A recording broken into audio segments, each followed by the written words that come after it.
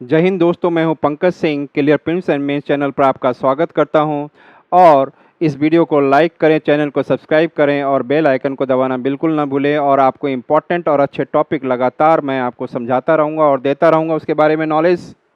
अभी जो देखने जा रहा हूं ये है 150th anniversary of universal postal union. और ये न्यूज़ में क्या है, यूनिवर्सल पोस्टल यूनियन आप देखो तो एक प्रकार से यूनाइटेड नेशन के अंदर का एक बॉडी है और भारत इसका मेंबर है। The India is a member of this. इसके बारे में आप पढ़ते हैं, why it is in the news, देख लिया हमने। On the occasion of the world post day, the department of posts government of India unveiled a special set of commemorative postage stamps celebrating the 150th anniversary of the universal postal union. तो universal postal union जो एक United nation के अंदर में एक body बनाया गया था, जो पोस्टल आप जानते हैं इसका मतलब क्या है, और India is a member of it. और it has been formed in 1874 में बनाया गया था। तो 1874 से लेकर आप 2024 तक देखें तो लगभग 150 ईयर्स हो रहा है और इसीलिए ये 150th एनिवर्सरी मनाया जा रहा है। और इस समय में भारत सरकार ने, the Indian government has to remember this day, they have release some postage stamps, जो लेटर में दिया जाता है, यूज़ किया जाता है, उसके लिए रिलीज़ किया, अनवील किया। Let us know something about universal postal union क्या है। India joined the universal postal union in 1876, लेकिन बना कब था? 1874 में। The UPU universal postal union established by the treaty of Berne of 1874 is a specialized agency of the United Nations that coordinates postal policies among the member nation।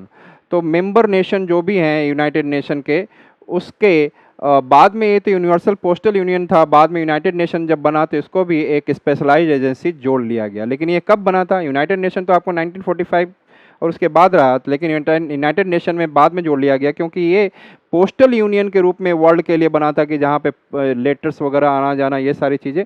तो ये 1874 में बना था। इंडिया इज़ मेंबर है। इसका benefit, जो letters यहाँ से आ जा रहे हैं तो इंडिया को बेनिफिट था, तो जुड़ना ज़रूरी था। उस समय ब्रिटिशर्स आर दे। तो अब ये है कि जितने भी हैं और ये universal postal policies among the member nation में पॉलिसीज़, उसी पॉलिसीज़ को फॉलो किया जाता है और उसको कोऑर्डिनेट किया जाता है।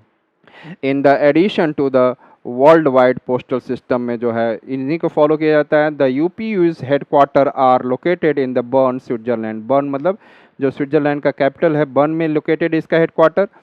The universal postal union contains 4 bodies, the consisting of the Congress. Congress का मतलब है कोई इलेक्टेड बॉडी होना। कांग्रेस का मतलब ये नहीं कि इंडियन कांग्रेस, कांग्रेस का मतलब कहीं भी हो सकता है।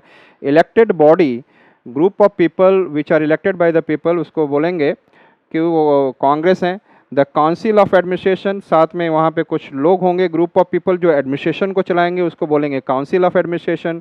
द पोस्टल ऑपरेशन काउंसिल होगा, पोस्टल रीजन जो होगा उसको ऑपरेट कैसे किया जाए उसके नीचे वो लोग, उसको ग्रुप को बोलेंगे postal operation council. And the international bureau, और साथ में इंटरनेशनल गवर्नमेंट भी शामिल रहेगी।